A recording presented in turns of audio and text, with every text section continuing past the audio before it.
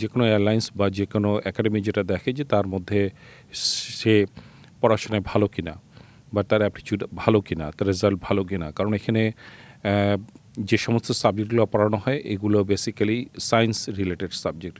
So তার বিজ্ঞান সম্পর্কে ন্যূনতম ধারণা আছে কিনা। আর দ্বিতীয়ত হচ্ছে যে এখানে পাস মার্ক হচ্ছে 70। সো আপনাকে 70-র বেশি পেতে হবে, সেই জন্য আপনাকে পড়াশোনায় ভালো হতে হবে। এই 70 মার্ক কিন্তু ইন্টারন্যাশনালি রিকগনাইজড একটা মার্ক। সুতরাং আপনাকে 70 পেতে হবে। একটা সাবজেক্ট আছে টাইপ টেকনিক, যেই বিমানের উপর আপনি চালাবেন সেই বিমানের যেই সাবজেক্টটা টেকনোলজিক্যাল যে সাবজেক্টটা, সেই সাবজেক্টে আপনাকে 90% মার্ক পেতে হবে। তো এই যোগ্যতা আপনাকে কিন্তু থাকতে হবে।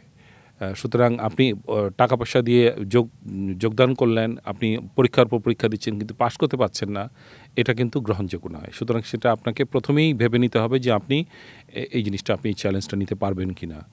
এবং পিতামাতাকেও জানতে হবে যে তার সন্তান এই ধরনের মেধার কিনা। এবং আমি যেটা বলেছি যে প্রায় 12টা সাবজেক্ট তাকে কমপ্লিট করতে হয়। সো এই 12টা সাবজেক্টের অবশ্যই তাকে চৌকস হতে হবে। 12টা কি 9টা আমি এক্স্যাক্টলি বলি যে এরকম 9টা থেকে 12টা।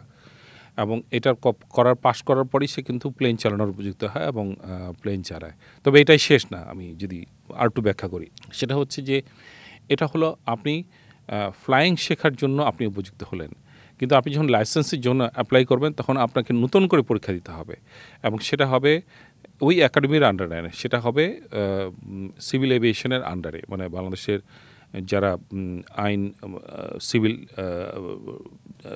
উড্ডয়ন বেসামরিক বিমান চলাচলে যারা নিয়ন্ত্রক সংস্থা, রেগুলেটরি অথরিটি, তারা একটা পরীক্ষা নেবে এবং সেটা খুবই কঠিন পরীক্ষা। তারা কখনোই কেউ কারোর সাথে কম্প্রোমাইজ করে না। সুতরাং আপনাকে ওই পরীক্ষাগুলোতে পাশ করতে হবে। সো আপনি যদি মনে করেন যে আপনার সন্তান এই চ্যালেঞ্জটা নিতে পারবে, তাহলেই শুধু তাকে পাঠানো উচিত, অর্থের কারণে না হয়। এটা হলো কোর্সের মেয়াদ কতদিন এই সাবজেক্টগুলো পড়াতে? মোটামুটিভাবে ডিউরেশনটা কেমন থাকে এবং যদি খরচটাও বলেন, যদি কেমন খরচ পড়ে? সাধারণত 2 থেকে 2.5 মাস বা 3 মাস গ্রাউন্ড সাবজেক্ট পড়ানো হয় এবং এক্সপার্ট যারা, অথরাইজ যারা ইনস্ট্রাক্টর, তারাই শুধু গ্রাউন্ড সাবজেক্টের ক্লাসগুলো নিতে পারেন। এরপরে খরচের ব্যাপারটা যদি আসি, এটা আনুমানিক বর্তমান প্রেক্ষাপটে আমি যতটুকু জানি এটা আনুমানিক 65 লাখ থেকে 75 লাখ টাকার মতো খরচ হয় ওভার 3-4 ইয়ার্স। যদি 3-4 ইয়ার্সের মধ্যে এই পুরো টাকাটা পেমেন্ট করতে হয় এবং এটা অন্য আশেপাশে যে কোনো দেশের চেয়ে এটা কিন্তু অনেক কম, এটা আমি বলতে পারি। এই টাকাটা আপনাকে খরচ করতে হবে আর কি।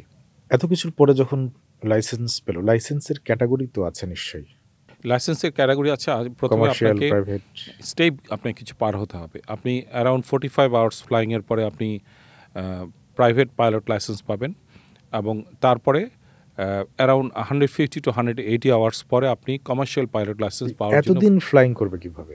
এটা ওই স্কুলের সঙ্গে আপনাকে থাকতে হবে। আপনি যখন স্কুলে যোগদান করেন ট্রেনিংয়ের জন্য, তখন আপনি চুক্তিবদ্ধ হন যে আপনি কমার্শিয়াল পাইলট লাইসেন্স পাওয়ার উপযুক্ত হয়েই আপনি ওখান থেকে বের হবেন।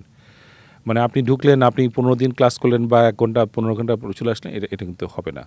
আপনাকে ওই পাইলট লাইসেন্স পাওয়ার উপযুক্ততা অর্জন করতে হবে স্কুল থেকে। স্কুল আপনাকে রেডি করে দিবে আপনি যেন কমার্শিয়াল পাইলট লাইসেন্স পাওয়ার উপযুক্ত। এই 150 বা 180 ঘন্টা ফ্লাই করার পর আপনি পরীক্ষা দেওয়ার জন্য উপযুক্ত হবেন। তারপরে যখন আপনি থিওরিটিক্যালি আপনি বিভিন্ন সাবজেক্টগুলো ক্লিয়ার করবেন, পাস করবেন, তখন আপনার টেস্ট হবে এবং টেস্ট হয়ে আপনি যদি পাস করেন, অবশ্যই মেডিকেল একটা বড় পার্ট, মেডিকেল হওয়ার পর তখন সিভিল এভিয়েশন আপনাকে কমার্শিয়াল পাইলট লাইসেন্স দিবেন। তার মানে আপনি কমার্শিয়ালি প্লেন চালানোর উপযুক্ত হবেন।